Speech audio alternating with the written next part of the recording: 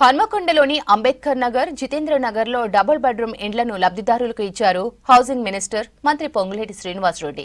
స్థానిక కాంగ్రెస్ ఎమ్మెల్యేలు Nayani Rajender Reddy, KR Nagaraju, MLC Basavaraju సారయ్యతో కలిసి 564 మంది లబ్ధిదారులకు డబుల్ బెడ్రూమ్ ఇండ్లకు సంబంధించిన ప్రొసీడింగ్స్ అందించారు. అంబేద్కర్ నగర్, జితేంద్ర నగర్ లో నిర్మాణం పూర్తయినా నిన్నటి వరకు డబుల్ బెడ్రూమ్ ఇండ్లను కేటాయించలేదు. దీంతో 8 ఏళ్లుగా లబ్ధిదారులు ఎదురుచూశారు. కాంగ్రెస్ ప్రభుత్వం ఇవాళ ఇండ్లను కేటాయించడంతో లబ్ధిదారులు సంతోషం వ్యక్తం చేస్తున్నారు. ఈ కార్యక్రమంలో వరంగల్, హన్మకొండ జిల్లాల కలెక్టర్లు, ఇతర శాఖల అధికారులు పాల్గొన్నారు.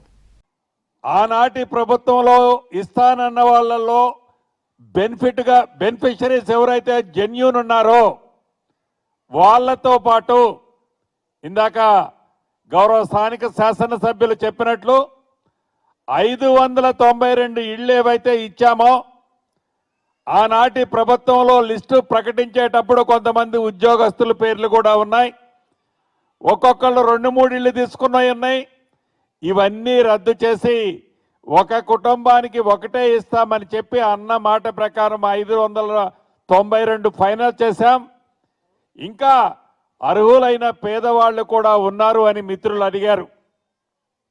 ఈ 592 ఇందాక నేను చూసినప్పుడు చూశాను, చాలా ప్రైమ్ ఏరియా పేదవాళ్ళకి నిజంగా ఆ పరిసర ప్రాంతాల్లో వాళ్ళ జీవనోపాధికి కావాల్సిన అన్ని వసతులు ఆ పరిసర ప్రాంతాల్లోనే ఉంటాయి. అక్కడ నివసిస్తే దాన్ని కూడా దృష్టిలో పెట్టుకొని ఈనాడు 592 మందికి ఇచ్చినాం.